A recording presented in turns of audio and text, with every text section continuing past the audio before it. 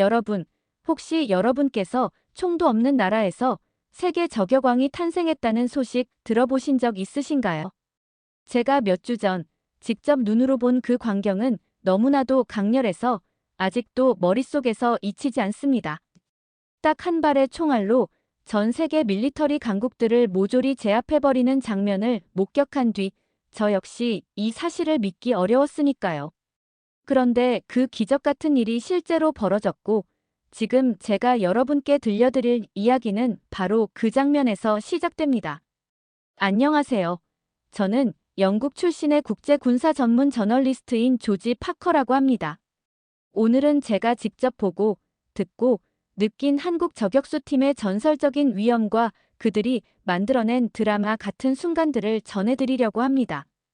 애청자 여러분, 1초만 소중한 시간 내주시어 좋아요와 구독 부탁드려요. 영상 제작에 큰 힘이 된답니다.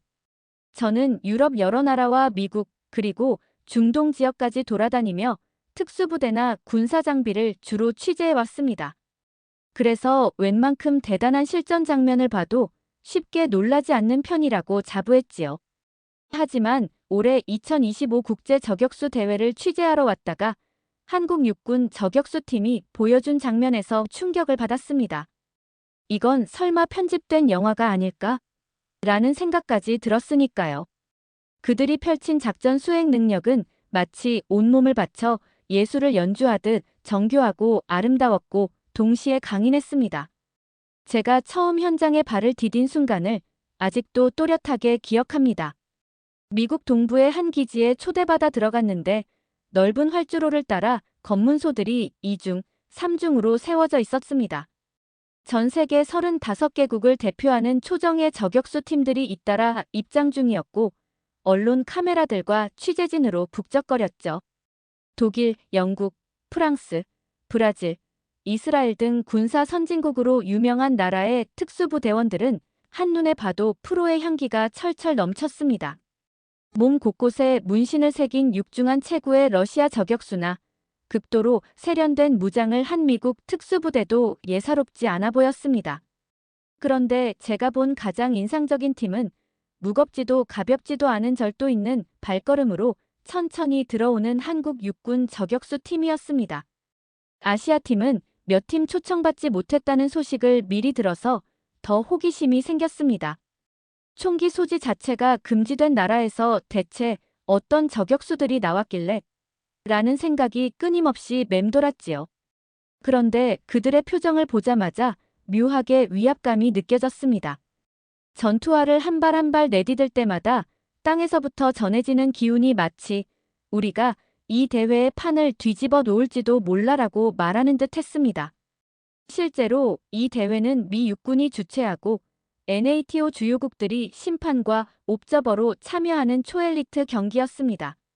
의례적으로 참가해서 경험 삼아보라고 열어주는 행사와는 전혀 달랐습니다.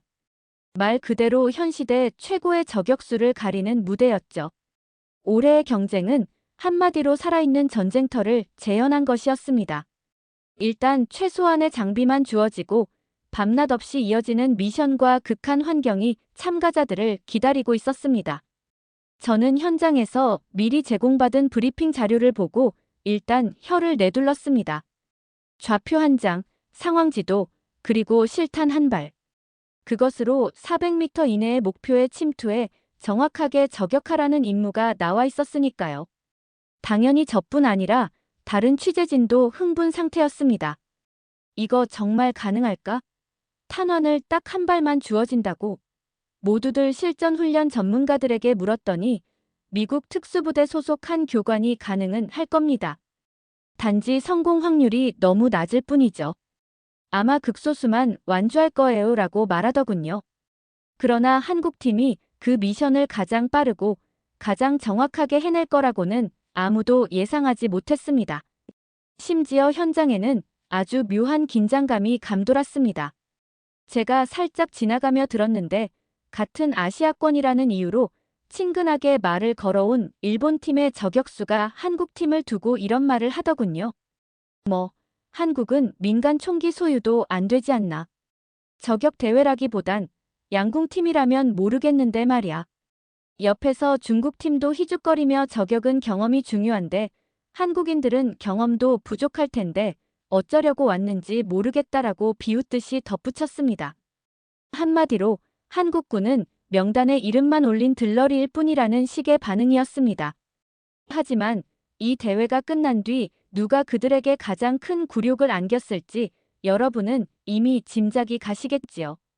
저는 그 현장을 가감없이 지켜보며 이 세상에 단 한 발로 모든 것을 바꾸는 팀이 정말 존재한다는 사실을 확인했습니다. 그리고 그 팀은 바로 한국 육군 저격수 팀이었습니다. 이쯤에서 여러분께 질문하고 싶습니다. 대한민국이라고 하면 어떤 이미지가 떠오르시나요?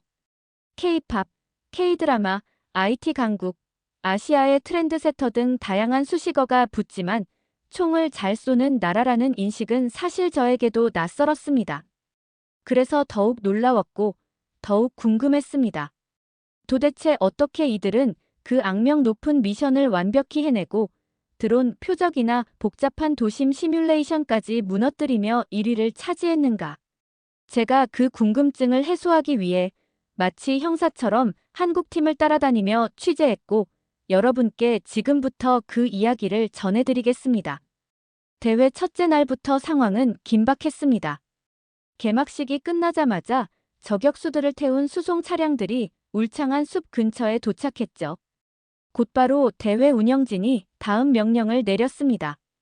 가장 먼저 미션을 완료한 팀에게 우선권과 추가 점수를 준다. 하지만 사살해야 할 표적은 딱 한 방으로 처리하라. 실탄은 한 발뿐이며 협상이나 추가 지급은 없다. 참가자들은 어처구니 없다는 표정이었지만 규칙은 규칙이었습니다. 최초로 출발한 팀은 독일. 그들은 워낙 전통적으로 저격수 양성이 뛰어나기로 유명하죠.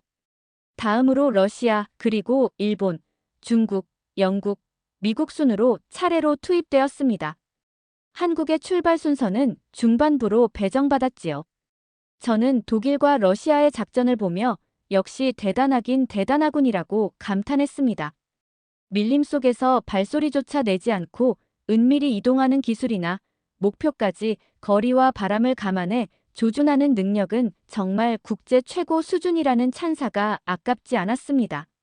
하지만 몇 시간이 지난 후에도 아무도 임무를 완수했다는 소식이 들리지 않았습니다. 워낙 지형이 복잡하고 아군과 적군이 혼재한 시나리오라서 민간인으로 설정된 NPC를 건드리면 실격이라는 규정이 있었으니까요. 은폐와 엄폐를 반복하는 와중에 시간을 지체하다 보니 마구잡이로 총을 쏠 수도 없었을 겁니다. 그런데 한국팀이 투입된 지 고작 2시간 만에 임무 완료라는 통신이 들려왔습니다. 기지를 떠들썩하게 만드는 무전이었어요. 임무 완료라니 벌써 현장에 있던 저를 포함한 모든 이가 귀를 의심했습니다. 혹시 중도 포기의 기권이라는 신호가 잘못 전달된 건 아닌가 하는 의심도 있었습니다. 하지만 결과는 완벽하게 맞았습니다. 한국팀은 딱 한 발로 그것도 급조된 인질극 상황까지 치밀하게 계산해 성공시켰고 민간인 NPC는 전혀 손상 없이 안전한 상태였습니다. 저는 곧바로 한국팀을 인터뷰하고 싶었지만 그들은 생존 훈련이 추가로 있다는 이유로 사라져버렸습니다. 대회를 주최한 미군 측에서도 그들이 어떤 루트로 이동했고 어떤 방식으로 사격을 했는지 전혀 포착되지 않는다. 첩보 작전이 따로 없다라고 혀를 내둘렀습니다. 역시 그들조차 예상치 못한 결과였고 조기 탈락을 의심했던 한국팀이 일약 우승 후보로 떠올랐죠. 둘째 날 새벽 저는 필사적으로 한국팀을 찾아다녔습니다. 그들의 대기실 한 구석에서 드디어 그들과 마주칠 수 있었지요. 매서운 인상의 중사 한 분이 외투 소매를 정리하며 제게 눈짓을 보냈습니다. 인터뷰를 하시려면 짧게 부탁드립니다. 그분은 통역을 맡은 장필성 상사였습니다. 유창한 영어와 한국어를 구사했지만 말투와 자세에서 느껴지는 카리스마가 대단했습니다. 저는 정신을 차리고 최대한 예의를 갖춰 인사를 드렸습니다. 안녕하십니까? 영국에서 온 조지 파커라고 합니다. 정말 대단한 실력에 감탄했습니다. 혹시 이번 미션을 어떻게 대비하셨는지 여쭤봐도 되겠습니까? 그러자 장 상사는 조용히 웃으며 대답했습니다. 저희는 사실 이런 식의 극한 시뮬레이션 훈련을 한국에서도 자주 해왔습니다. 4단급 저격수 대회나 타국과 함께하는 합동훈련이 꽤 활성화되어 있거든요. 저희는 그 경험을 살려서 준비했을 뿐입니다. 그의 말에는 자신감이 배어 있었습니다. 하지만 거기에 오만함은 전혀 없었습니다. 그야말로 실제로 훈련해왔고 그만큼 잘할 수밖에 없는 이치를 담담히 설명하는 느낌이었습니다. 저는 잠시 당황했습니다. 왜냐하면 다른 국가의 특수부대들은 늘 자신들의 탁월함을 드러내기 위해 과장하거나 허세를 부리곤 했는데 한국 군인들은 달랐습니다. 아, 이건 진짜 경험에서 우러나오는 자신감이구나라고 느꼈죠. 저는 그들에게 좀 더 물었습니다. 그런데 한국에는 민간인들이 총을 소유하지 못하는 것으로 알고 있습니다.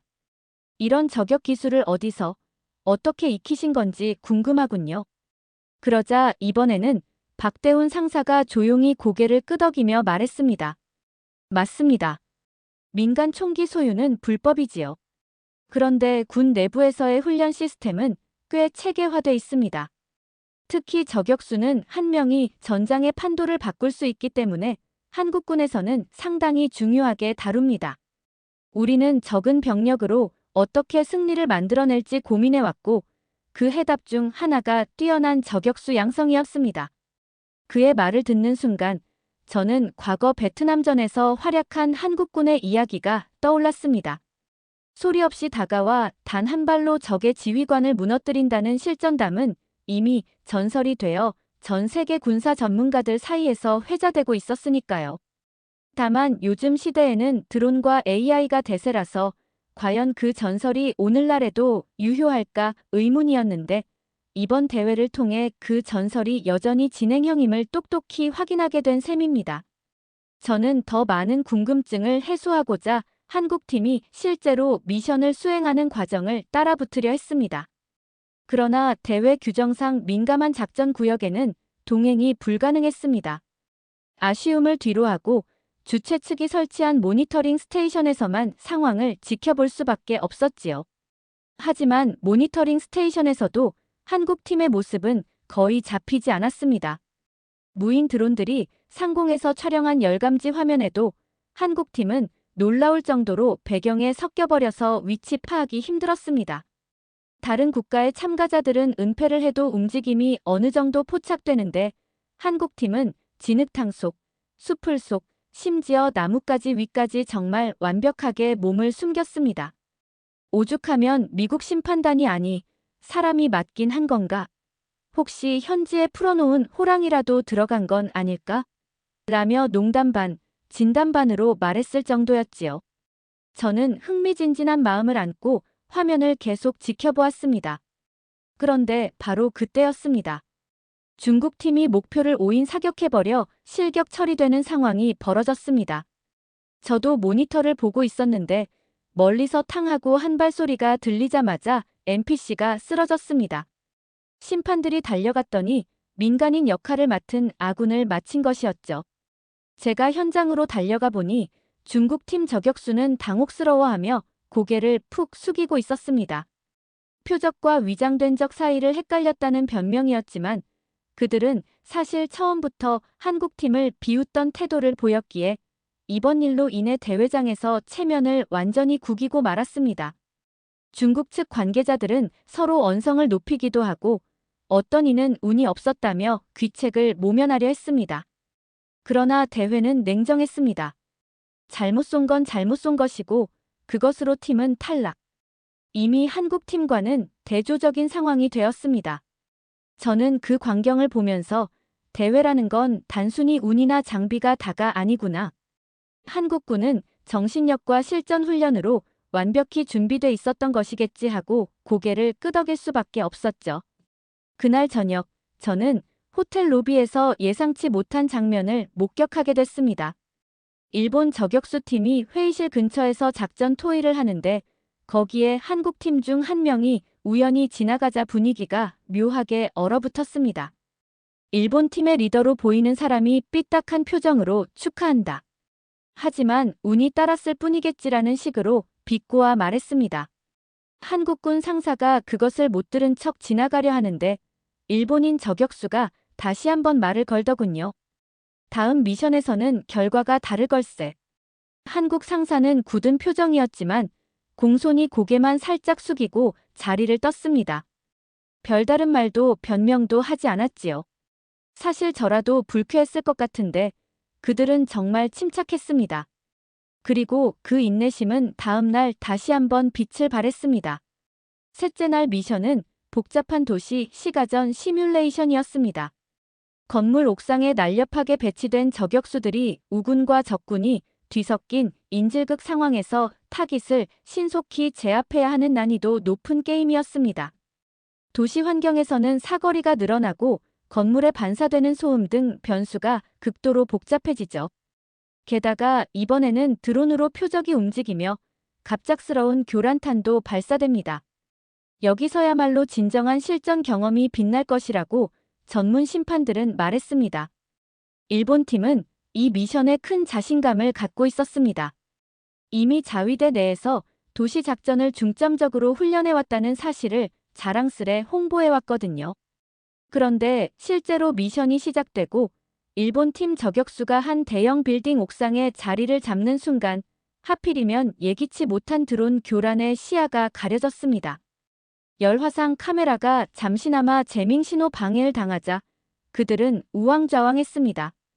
당연히 표적은 계속 움직였고 결국 제한 시간을 넘겨버리고 말았죠.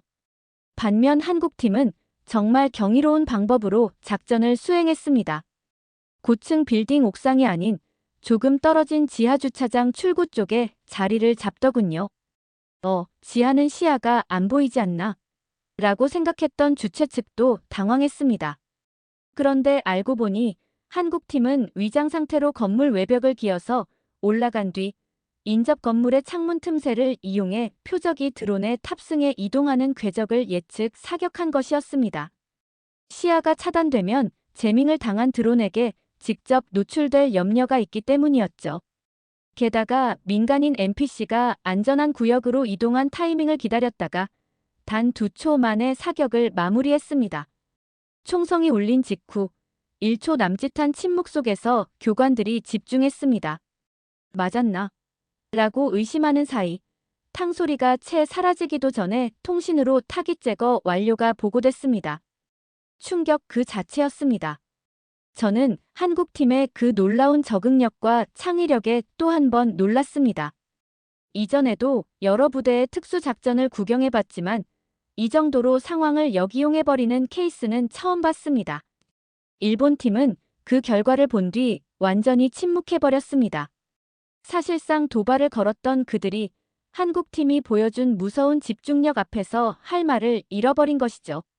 대회가 막바지로 치달을수록 참가자들은 하나같이 지쳐갔습니다. 나흘 동안 거의 쉬지 못하고 계속 이어지는 극한 미션을 수행해야 했으니까요. 체력과 정신력이 모두 바닥나서 후반 미션을 포기하는 팀도 나왔습니다.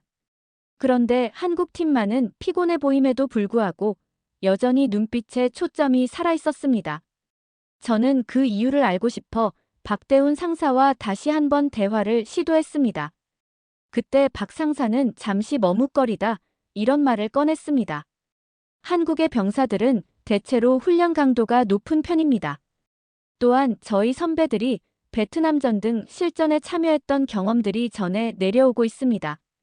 나라를 지키겠다는 의지, 그리고 후방에 있는 가족들을 위해 살아서 돌아가야 한다는 마음이 뼛속 깊이 새겨져 있지요. 그러다 보니 훈련 하나하나를 대충 할 수가 없습니다.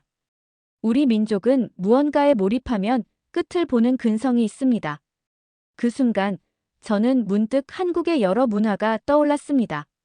예를 들어 세계 최고의 IT 인프라, 초고속 인터넷 보급, 그리고 K-팝 스타들이 수십 번, 수백 번을 연습해 얻어낸 칼군무 등.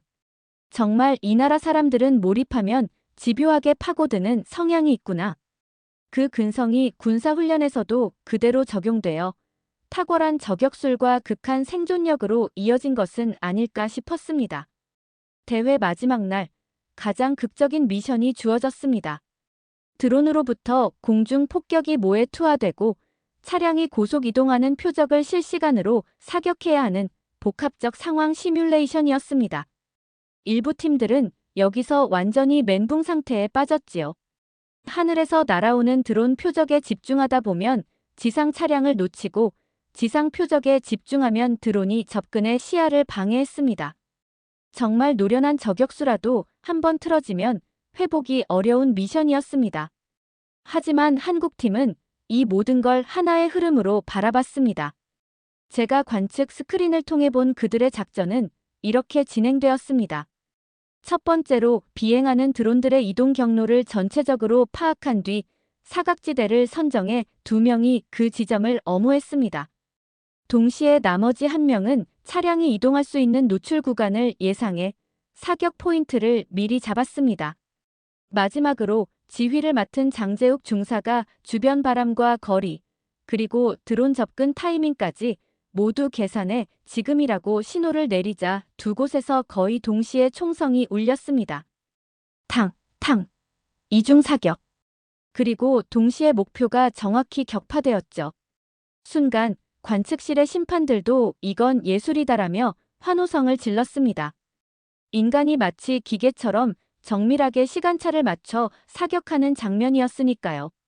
한 발 늦게 쏘면 차량을 놓치고 한 발 빨리 쏘면 드론을 맞추지 못했을 텐데 한국팀은 완벽한 순간을 골라냈습니다.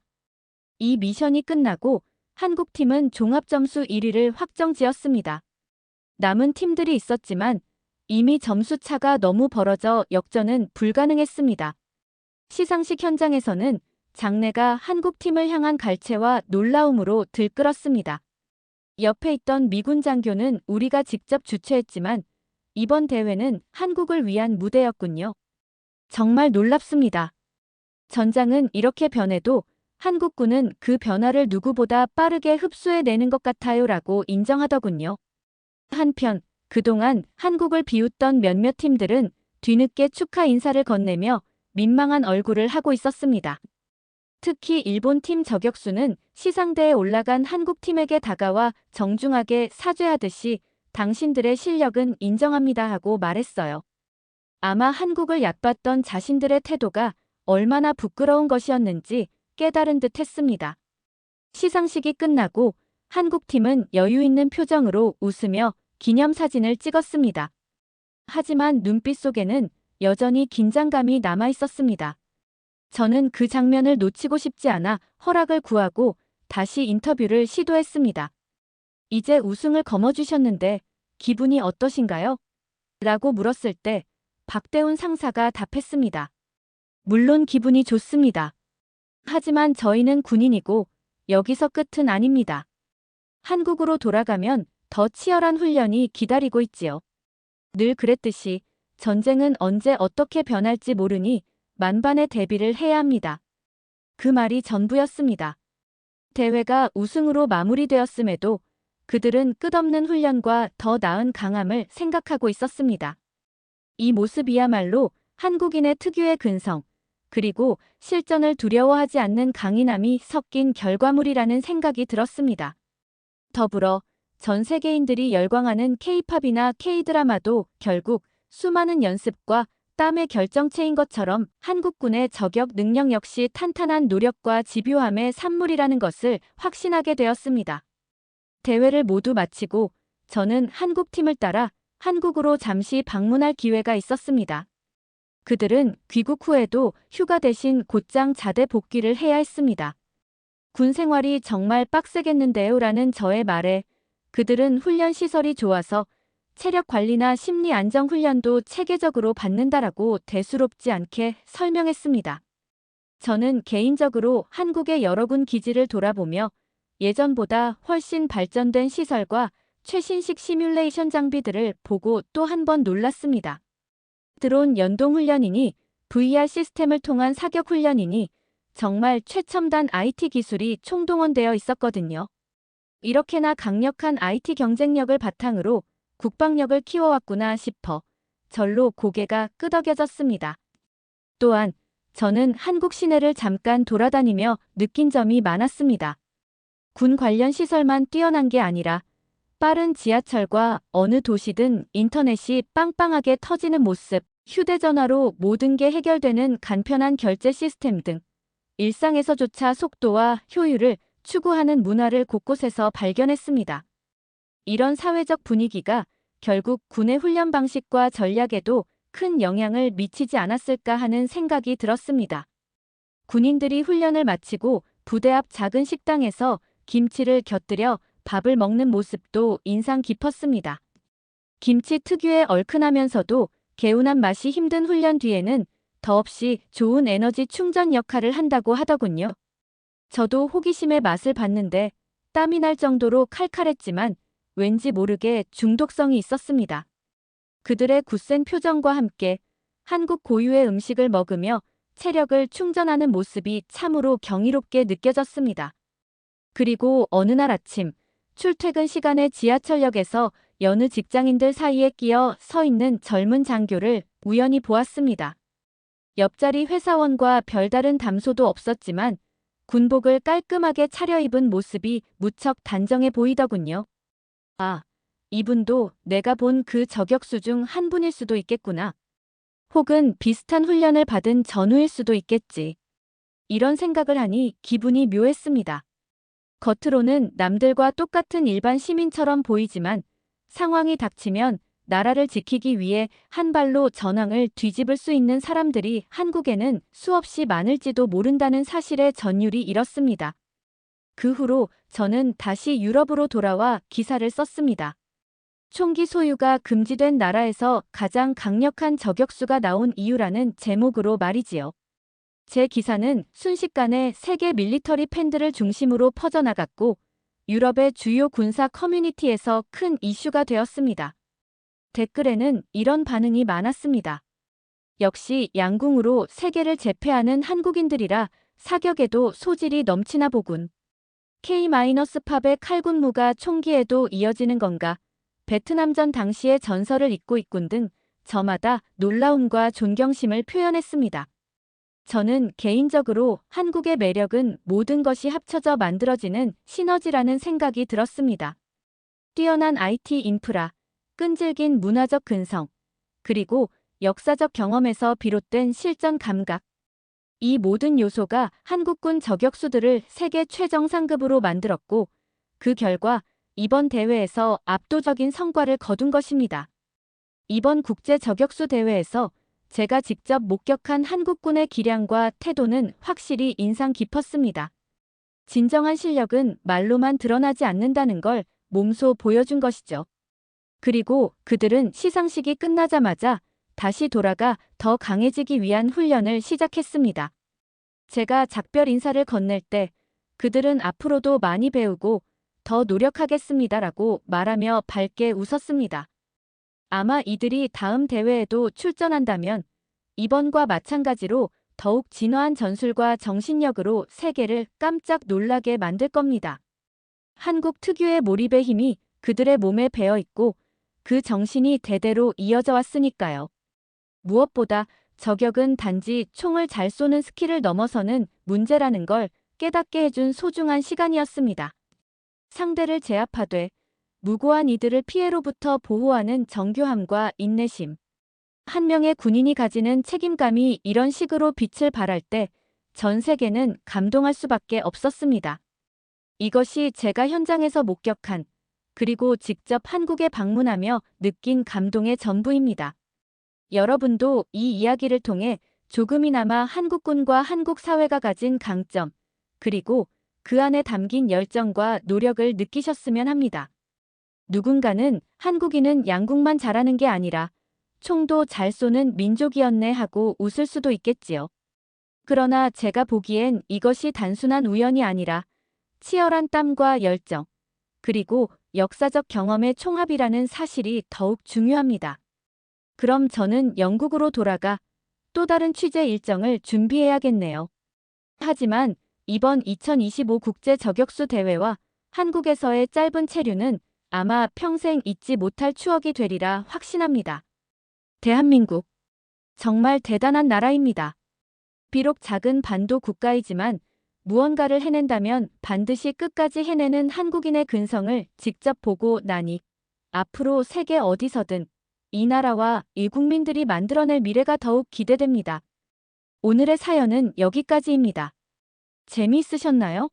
저 파커의 이야기가 누군가에게 조금이라도 의미가 있었다면 좋을 것 같습니다. 사연이 좋았다면 구독과 좋아요 부탁드려요. 더 좋은 사연으로 찾아뵙겠습니다. 행복한 하루 되세요.